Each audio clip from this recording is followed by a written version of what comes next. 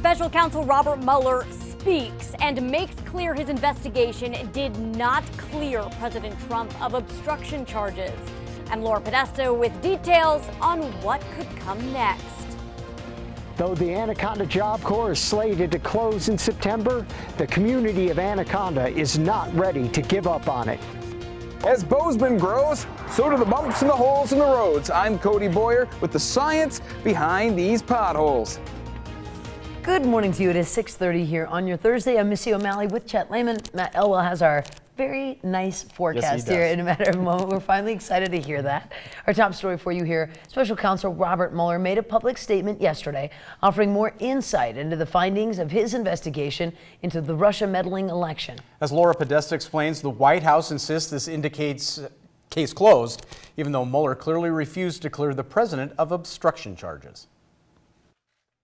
Special Counsel Robert Mueller broke his silence yesterday, announcing that his work was done and his office was closing. In his first public remarks in over 2 years, Mueller emphasized that he had not exonerated President Trump of obstructing justice. If we had had confidence that the president clearly did not commit a crime, we would have said so. His words were in contrast to the White House's repeated claim that Mr. Trump had been fully cleared of any wrongdoing.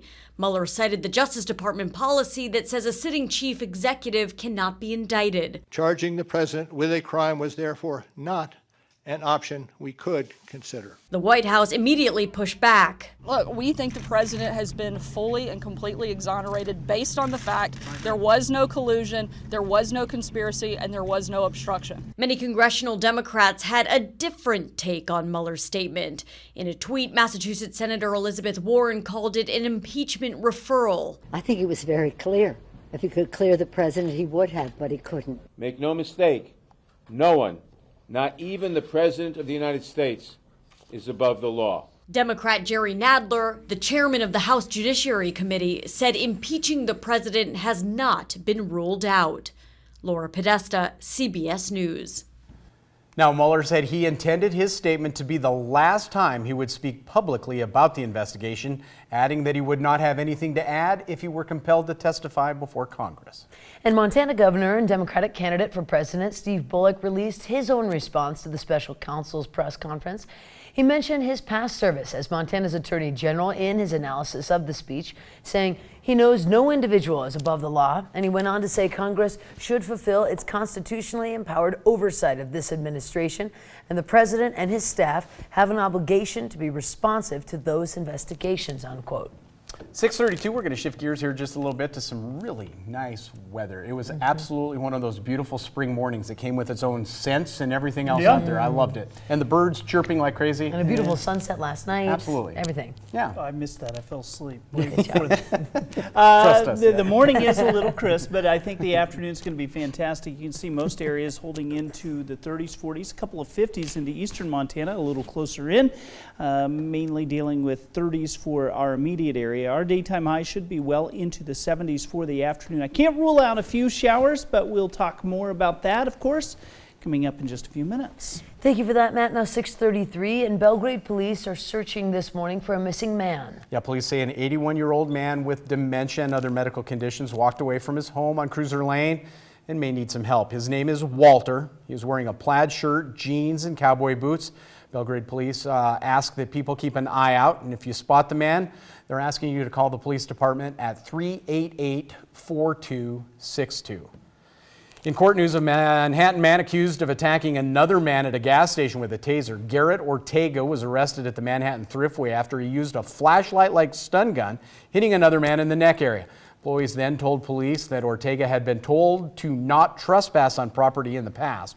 Ortega then got into his vehicle and drove away, but continued to reappear at the scene. In court, the state said Ortega used the same taser on his mother back a few months ago.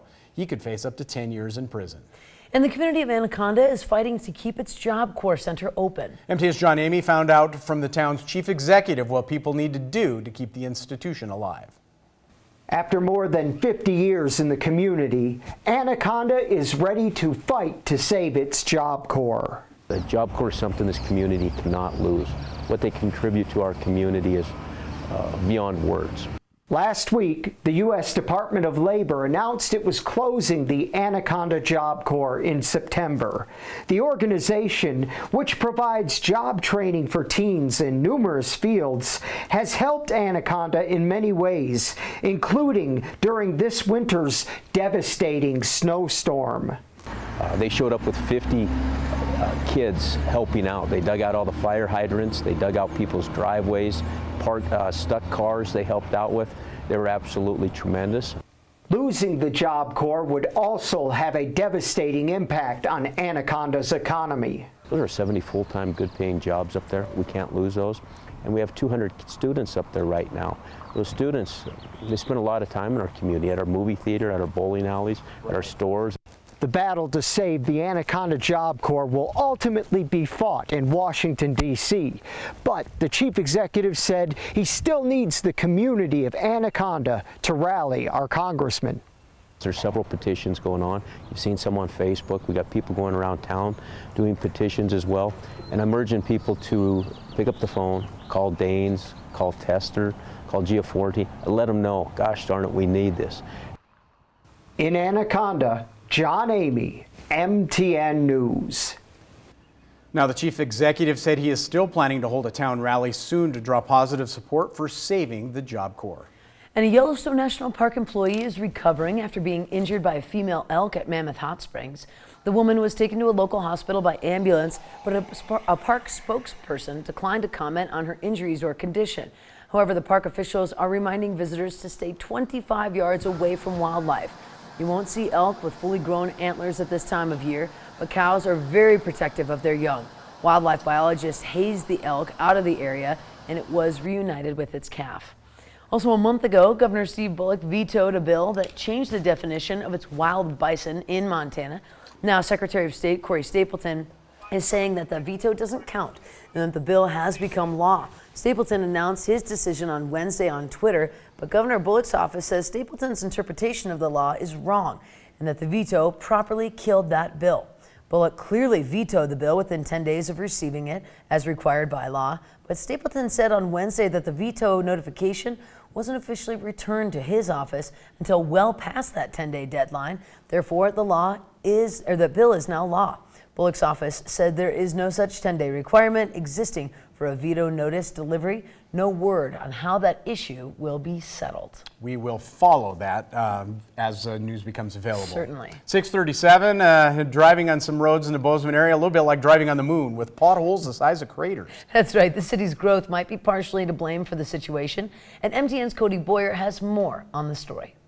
Now, if you take a look behind me, that is another Durston Road pothole. This one at the intersection of Love Lane. Now, lots of folks, just from me standing here while I'm watching, have scraped bottom when they're turning in either direction. Now, while this is just outside of the city's jurisdiction, the city engineer says it's the same big traffic making this pothole bigger that is doing the same closer to town.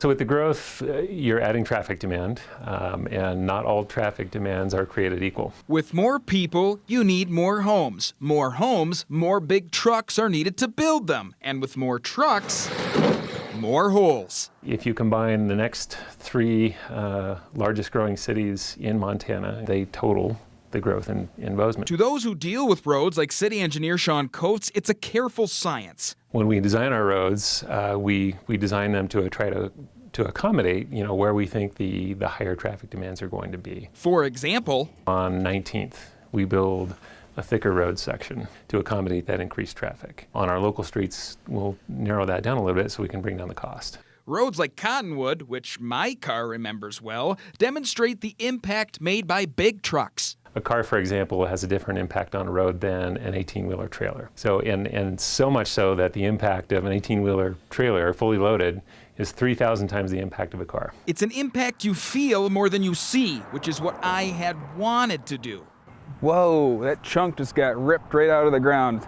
Check this out. As I was just standing over there, someone hit a pothole just right that they ripped a piece of concrete out of that size. Coates says that same growth is helping to pay for road work. The city requires impact fees to be paid with building permits. And we use part of those impact fees to build new roads. But with limited budget, he says it's a tough battle to win. Our crews are out there working in some pretty extreme conditions. We don't want the potholes to be out there. Coates says the Bozeman Street Map and online GIS mapping program is there for you to check out on their own website. Now, it has all the latest construction projects from across the entire city, and you can also find that on our own website. In Bozeman, Cody Boyer, MTN News.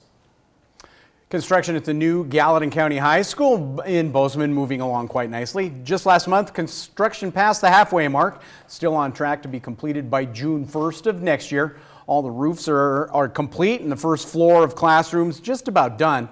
On average, there are 120 construction workers on site every day.